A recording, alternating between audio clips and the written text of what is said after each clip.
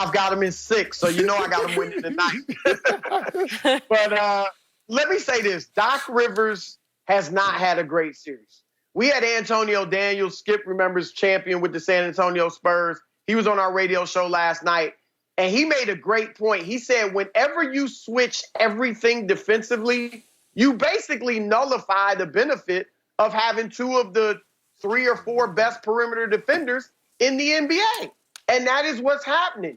You know, offensively, it's all isolation, very unimaginative, drive and kick. You know, they're not creating anything for anybody, making it easy. You look at the last play call for Luka with the double screen versus what Kawhi did at the end of regulation. That tells you Doc is being out-coached by Rick Carlisle, who's one of the best coaches in the league. So all that said, though, I do like what Doc said the last 2 days. First, he said his team was emotionally weak in Game 4. Now, he didn't say they're emotionally weak overall, which I agree with, but he said in Game 4 they were. And you guys know one of the reasons I picked the Clippers over the Lakers this year is because I said they had that dog in them. But since the bubble started, they look like a bunch of puppies. And so they have got to get that fight back. I don't care that Patrick Beverly's out. You still got Kawhi and Lou Williams and Montrezl Harrell and Marcus Morris and all these guys. Whoa, you ain't gonna mention Paul George? Dog. Hold on, Chris Broussard. You named 7 guys but didn't mention Paul George. I have never characterized, George is a great player. He's a star. I've never characterized him as a dog, though. Okay. He's not a dog. He's just a great player. Okay. But he can be carried by the other dogs, all right? So I think Doc saying emotionally weak will wake up the pit bull in them. So I like that. And then secondly, speaking of Paul George, I love what Doc said yesterday. I need him to shoot 20 times.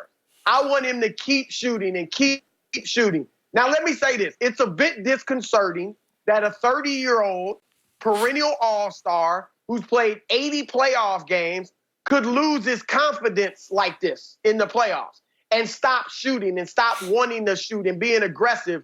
However, if I was in his shoes, I need to hear what Doc said. You don't want him going out there second-guessing himself, feeling like, is my leash short? If I miss a few, is the coach going to yank me out? Is he going to be looking at me funny? You need to know that your coach believes in you, and if you miss 7 straight, he still wants you to keep shooting. So I think that these last 2 days, Doc has pushed the right buttons, and that will wake this team up emotionally and lead them to a victory tonight. I'm going to say 13 points. I'm just trying to figure out, how does a team that have 2 guys on a $100 million contract lose to a guy on his rookie contract? And they can't stop the conga line because Trey Burke can get to the basket anytime he wants. Seth Curry is so confident, he calling PG all kinds of names. Tim Hardaway Jr. can get to the rack and Luka got a conga line. He hit in front of the conga line going to the basket. So I need you to tell me that, okay, you don't want to switch everything, but I just want to know why those guys can't stop. Why, Paul, if you're that dog, because that's what you tell me. So Kawhi's that dog. He got to go to Doc and say, Doc, I got him. Because you remember the last time the Clippers played before we had this break, they text LeBron, LeBron, what's up? Who you want? I got him. Ain't no switching. Ain't no this or that. I got him. If you that dog, that's what y'all keep telling me. LeBron don't have that dog like Kobe and Michael. Oh, Kawhi got that dog like Kobe and Michael. He got the mid-range. Well, I can't tell because they got a 21-year-old that's averaging 31, 10, and 10 against the 2 best wing defenders since Scottie Pippen and Michael Jordan. And nobody can answer me why. Why can't they keep him from the basket?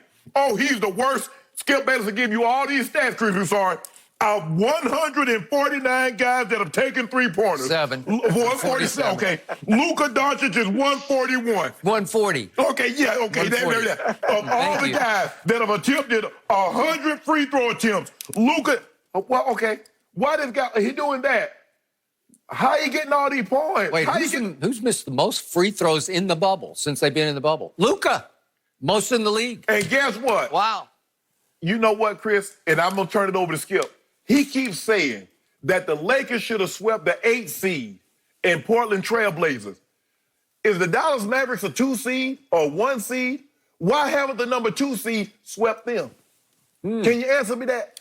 And without Porzingis didn't play, and Kane Fitzgerald threw him out of the game and with, 5 minutes into the third quarter, or they would be down 3-1, and you know it, Chris. Shannon, No, I got a question. Who is the highest-rated offensive team in the history of the NBA? Oh, it was this year's Dallas Mavericks. The 7th seed. The 7th seed. Is the highest-rated team in NBA history. Not the number 1 seed, Chris Broussard. Now, we normally equate that to who? The Trailblazers, not the Golden State. Oh, we saw Milwaukee have that high rating. But they were number 1 seed. How you the number 1 rated team of all time, and you the 7th seed? Wait, who was the 3rd worst team in the NBA this year in clutch time situations? 3rd worst. Luka's team. Because Luka was horrible in last-minute situations. I can't tell. He was 0 for 10. I can tell. I can tell you that right now. 0 for 10. And let's be real about this. What just happened on Sunday? He took and made a very long shot that was an odds-on long shot. It was against all odds. No, it wasn't. Long shot. That's what it was. He was 0 for 10 in those situations. He had shot 3 air balls, as you just correctly pointed out, almost. He was 140th of 147 three-point shooters at 31.6% during the regular season. That included some bubble games. He's been not very good from 3. In fact, he's been awful from 3. And he made the shot that had to go in or they're down 3-1. So I'm with Chris. I haven't lost any confidence. I believe the Clippers will come out tonight and repeat what you saw in Game 3 on Friday night. That was a statement game. That was a watch this game. That was a game in which they dominated Luka and company, even though late he turned his ankle. But he'd played 30 minutes before he turned his ankle. Yeah. And look what he had done. He'd shot 4 of 14 in that game, 1 of 6 from 3. He'd scored 13 points, 10 rebounds. He always gets 10-plus rebounds and 10 assists. Yeah. But still, the dramatic impact wasn't nearly what it was on Sunday's game, right? They held him down to a low roar on Friday night. You remember what he did in Game 2? In foul trouble. Played 28 minutes and dropped 28 and blew the doors off the Clippers. Okay, I got you. But I'm with Chris. Everything he said from, who was it, Daniels, who'd you talk to on the radio? I can't remember. Oh, Antonio Daniels. Antonio Daniels, okay. Yeah, I agree with every point he made. I've been making the same points to Shannon. They switch because they got interchangeable parts. No, you don't. You have 2 great wing defenders, especially one who is a former Defensive Player of the Year. And I disagree with you about what happened down the stretch of regulation on Sunday. Kawhi said to them, I got him. And he took him every possession down the last 3 minutes. Except, why wasn't he on him on that last possession? Okay, but that's I don't, look here. I got Kawhi. I knew he's like, I got Luka.